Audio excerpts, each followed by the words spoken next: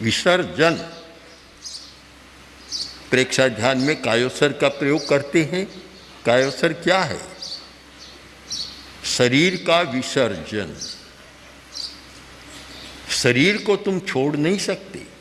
जब तक जीना है तब तक कोई भी आदमी शरीर को छोड़ नहीं सकता, किंतु शरीर से चिपके मत रहो, समय समय पर शरीर का विसर्जन भी करते रहो। नाम ही है कायोत्सर्ग, मतलब काया का त्याग, उत्सर्ग कर देना, त्याग कर देना। बहुत महत्वपूर्ण शब्द का चयन हुआ है कायोत्सर्ग। महत्वपूर्ण इसलिए है कि आदमी उत्सर्ग करना नहीं जानता, त्याग करना नहीं जानता, इकट्ठा करना जानता है, विसर्जन करना नहीं जानता। विसर्जन, उत्सर्ग, त्याग ये एक कोटि में आ जाते हैं। छोड़ने की बात है, सब जगह छोड़ो छोड़ो छोड़ो। और ग्रहण करने में दूसरा शब्द आता है तो कायोत्सर्ग, काया का भी उत्सर्ग करना है। तो पहला प्रश्न तो यह, शरीर का उत्सर्ग क्यों करना है?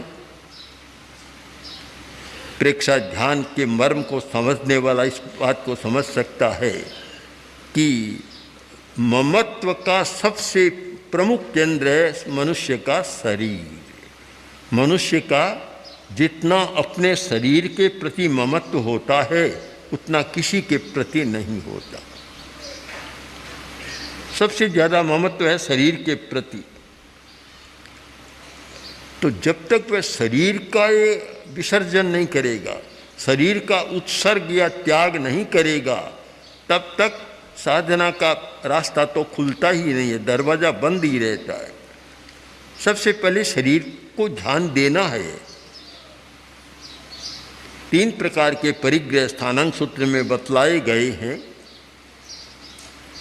उपधि, शरीर और कर्म। कर्म परिग्रह,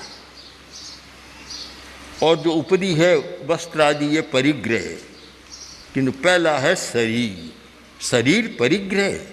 जब तक उसको हम पकड़े रखेंगे तब तक शांति की बात और स्वार्थ विसर्जन की बात आ नहीं सकती। सबसे पहले कायोत्सर्ग करो।